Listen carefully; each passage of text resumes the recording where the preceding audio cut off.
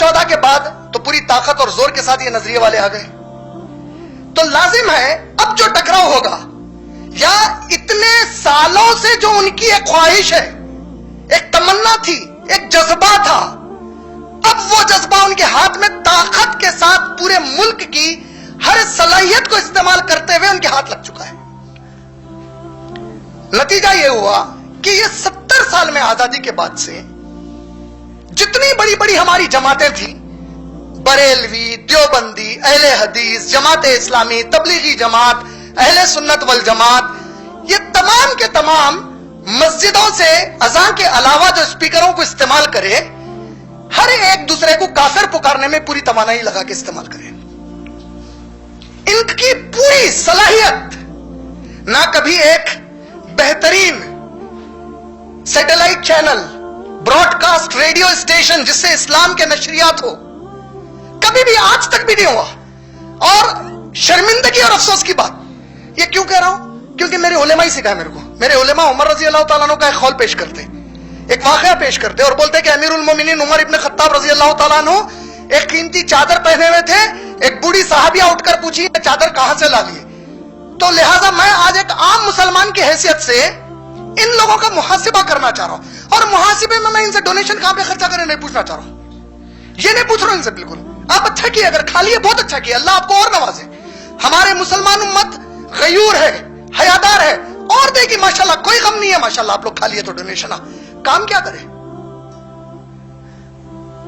एक सर्वे के मुताबिक 5 लाख मुसलमानों के इस्लामिक मदरसे हैं। एक सर्वे के मुताबिक लगभग 50 लाख मदरसे हैं। हर साल 1.5 करोड़ मुसलमान बच्चे हुफ्फाज और आलिम बन के निकलते हैं। और इनकी पूरी तवानाई कहां पे जाया हो गई आज तक? सिर्फ आपस में एक दूसरे को काफिर और मुनाफिक पुकारने में निकल गए।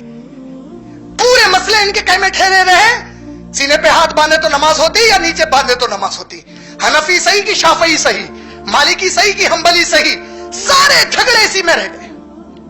मस्जिदें बनी तो दूसरे के मुकाबले के लिए बनी, इस्लाम के नजरियात को बढ़ाने के लिए नहीं बनी, इस्लाम की तशहीर के लिए नहीं बनी, दूसरे की तकफीर के लिए बनी, मुसलमान को काफिर पुकारने के लिए बनी। और शर्मिंदगी से डूब मरने की बात तो यह है कि जब से एक मसला हर मुसलमान के लिए खड़ा हो गया, चाहे वो किसी भी मकतबे फिक्र का था, सीएए का मसला खड़ा होने के बाद से आज की तारीख तक हम अब्बा ने पूरे जमात के सदरों को एक टेबल पे नहीं देखे आज तक बैठ के कोई डिस्कशन करते हुए, आज तक नहीं देखे। कहां गए भाई साहब काफिर के फतवे देने वाले एक दूसरे को? आज तुम्हारे मुंह से किसी दुश्मन के बारे में एक लफ्ज नहीं निकल रहा, सब सुन गया पूरों को।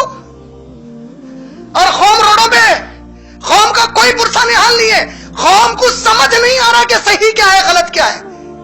यह मस्जिद कौम को तालीम देने के लिए थी, यह मस्जिद कौम को आगाह करने के लिए थी कि उनके लिए अच्छा क्या है और बुरा क्या है। यह मस्जिद कौम को समझाने के लिए थी कि क्राइसिस के वक्त, ऐसे हालात में जबकि मुश्किलात आ जाए, पूरी कौम एक साथ क्या करे।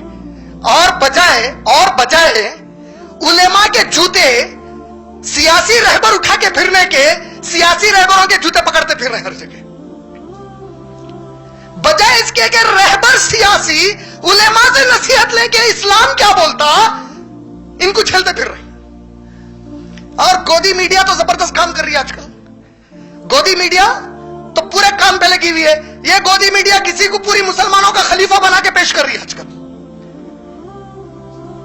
तो पूरे लोग समझ रहे हैं इन्हीं मुसलमानों के जो सब कुछ इन्हीं है। ये हमारे जवाल के सबसे बड़े असबाब है आज के।